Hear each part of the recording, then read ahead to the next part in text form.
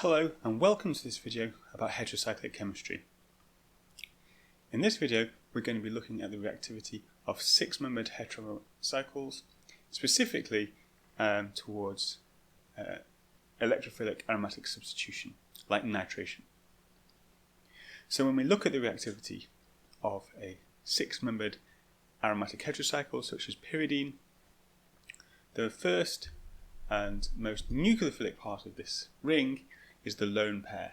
The lone pair does not get used to construct the aromatic system, and therefore it is the HOMO, and it's nucleophilic, and it's basic.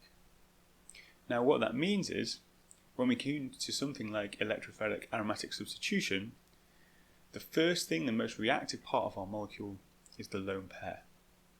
So when we put in an electrophile, the first thing is we're going to get a salt between the nitrogen lone pair and the electrophile.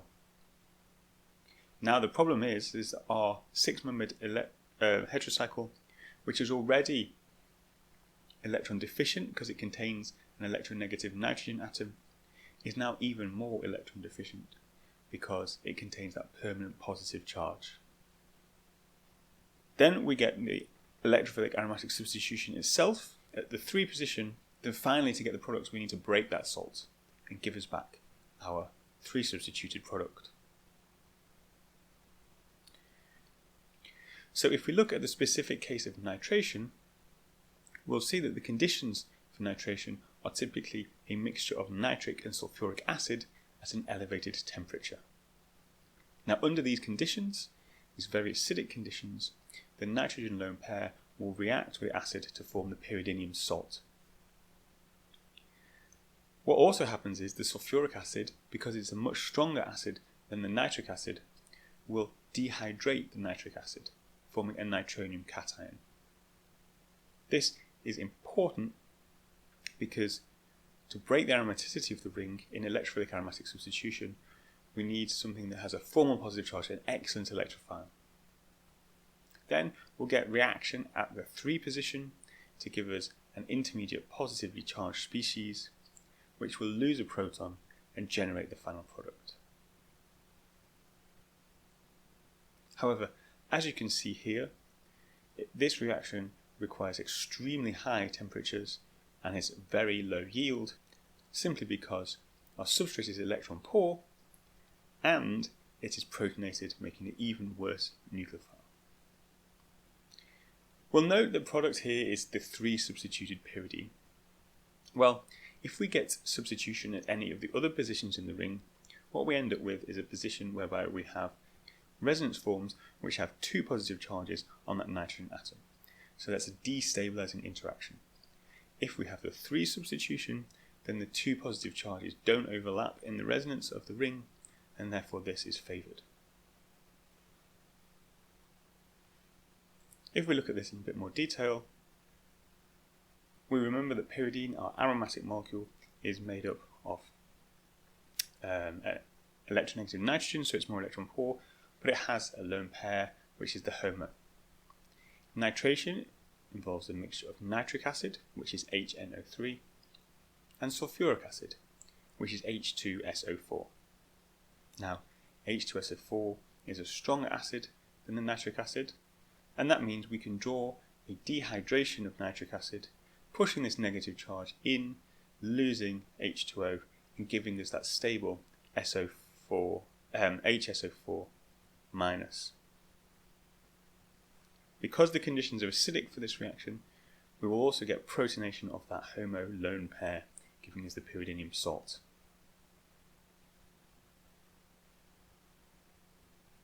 Now we've got our reactive nitronium cation.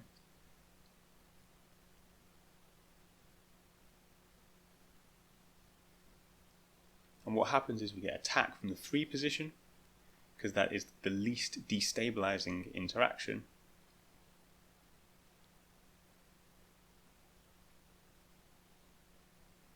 That breaks the aromatic ring and makes a new bond between the carbon and the NO2.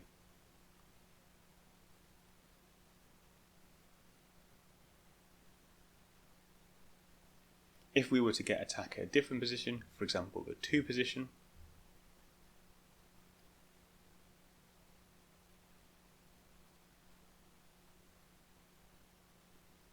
then our resulting intermediate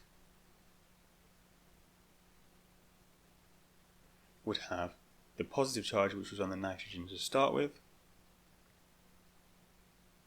as well as the positive charge we've just created by breaking that bond, and therefore this is disfavoured. So we get attack at the 3 position, and the final step is restoration of the aromaticity by loss of an H+.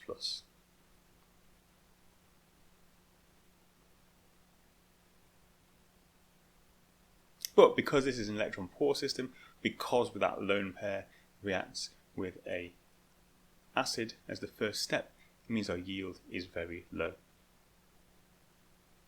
However, there is a way to increase the yield of nitration of pyridine, and that's if we use a special set of conditions including a sulfur nucleophilic catalyst and an anhydride as well as nitric acid.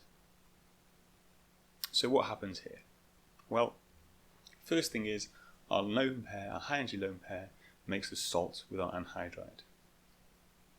What the anhydride also does is activates our nitric acid. So that is the thing this time that dehydrates our nitric acid to give our nitronium salt. Before nitration occurs, what we get is attack of the nucleophilic sulfur species to the positive charge ring. Now, this breaks the aromaticity, and when the aromaticity is broken, instead of an electron-poor aromatic system containing electronegative nitrogen, we have an electron-rich system. We have an enamine. That means that it can react with our nitronium, and then by following loss of our nucleophilic catalyst, we'll get the product. So we can shift that yield from a low to a high yield. If we go through this more slowly, we'll start off with our pyridine.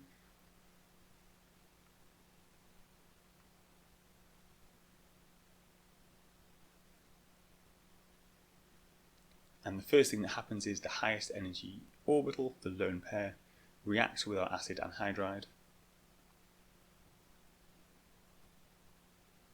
So we get attack of that carbonyl, and then loss of the good leaving group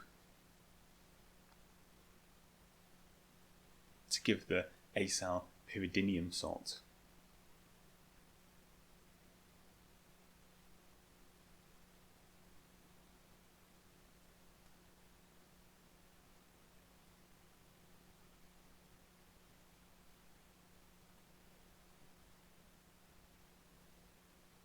Now we have our sulfur species that can come in, and that will attack at the 2 position and quench that positive charge. This gives us a new sulfur carbon bond and breaks the aromatic system.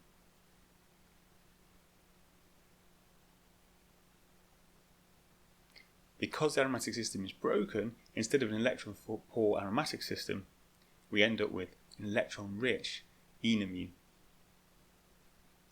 Now, we generate the nitronium cation by dehydration of nitric acid, but this time instead of using sulfuric acid, we use the acid anhydride, and then we can get a reaction of our electron-rich enamine with our positively charged electrophile.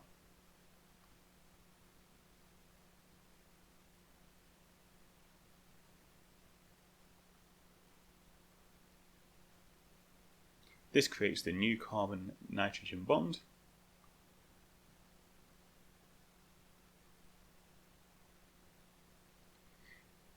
We can neutralize a positive charge by the loss of a proton.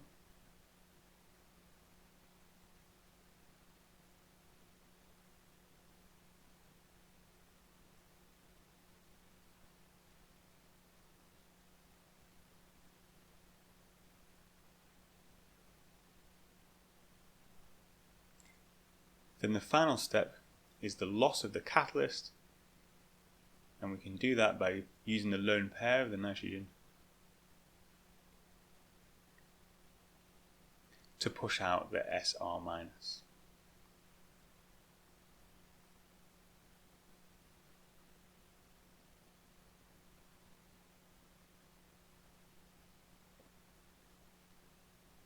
So now we've got the aromatic system back, we have our new carbon-nitrogen bond.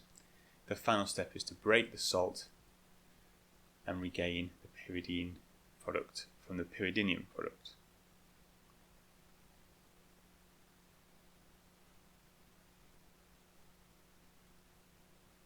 So pyridine itself is very electron poor, but if we start to put groups around the ring, then it becomes more electron rich. You can see here when we've added 3 methyl groups. Now a methyl group is electron donating because it's a sigma donating group, and it's also an ortho power directing group. So those 3 methyl groups combine with selectivity with a nitrogen, but increase the reactivity. So now our nitration has been increased. Similarly, if we have an electron donating group such as the lone pair on an oxygen, we can have nitration. Although in this case, instead of the hydroxyl product, we'll get tautomerization to the pyridone. And we'll talk about those in the next video. We have a similar mechanism for the electrophilic aromatic substitution in terms of chlorination and bromination. Again, because the pyridine is a very poor nucleophile and that nucleophilicity is further reduced because the first step is the formation of a salt between the nitrogen lone pair and the Lewis acid or acid in our conditions, it means that the reaction needs very forcing conditions. We get selectivity at the 3 position because that minimizes the 2 positive charges being on the same nitrogen atom. So now we've looked at pyridine. If we start to look at more complicated fused azenes, so isoquinoline and quinoline, what we'll remember is that we can apply the same kind of rules for aromaticity as pyridine. So this is an electron poor species because the aromatic system contains an electronegative nitrogen. The lone pair is not included in the aromatic system, so we expect that to be most nucleophilic. When we look at the system as a whole, most of the electron poor part of our system is focused on the ring that contains the electronegative nitrogen atom. So those rings will be more electron poor than the corresponding all carbon rings. So if we look at nitration in the case of isoquinolines, what we can see is that we get nitration selectively on the carbon ring, remembering that that is the less electron poor of the ring systems. By a similar argument as before, what we want is a nitration at a position that gives no part of a 2 positive charge on the nitrogen atom. So when we push the charge around the ring, we can see that of the 2 products shown here, the one at the top of the slide is more favoured because we have the most favourable interactions in the intermediate. If we go through this a little bit more slowly,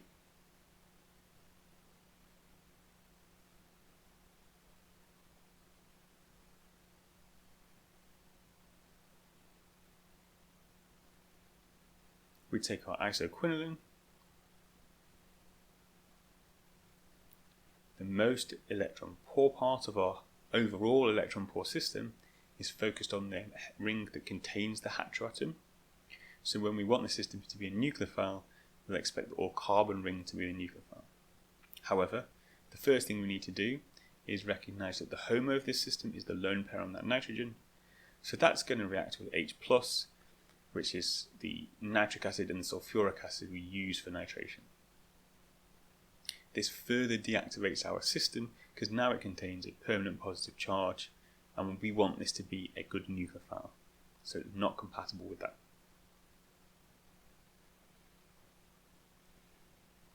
So we generate our nitronium cation. Our strong sulfuric acid dehydrates the nitric acid to give NO2+, and then we break the ring at the position that means there's least destabilizing interactions in our intermediate.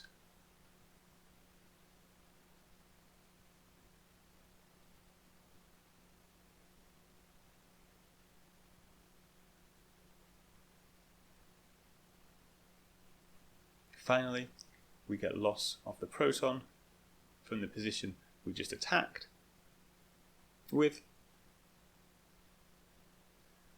And this neutralizes our positive charge.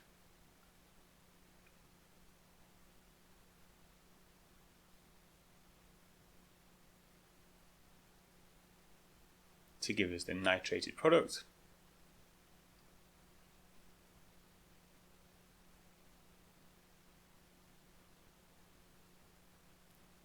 However, it's a salt, and in order to get the neutral species back, that needs to be deprotonated.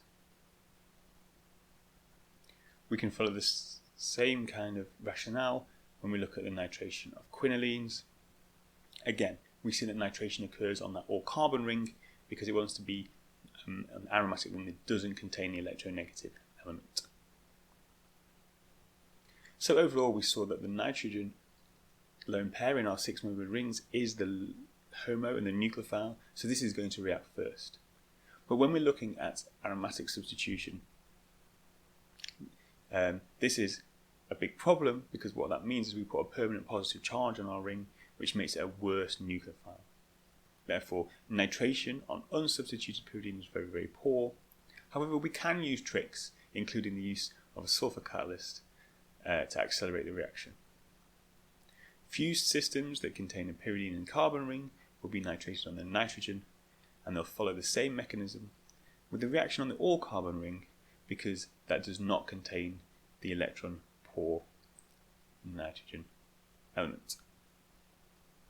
Thanks for watching. See you next time.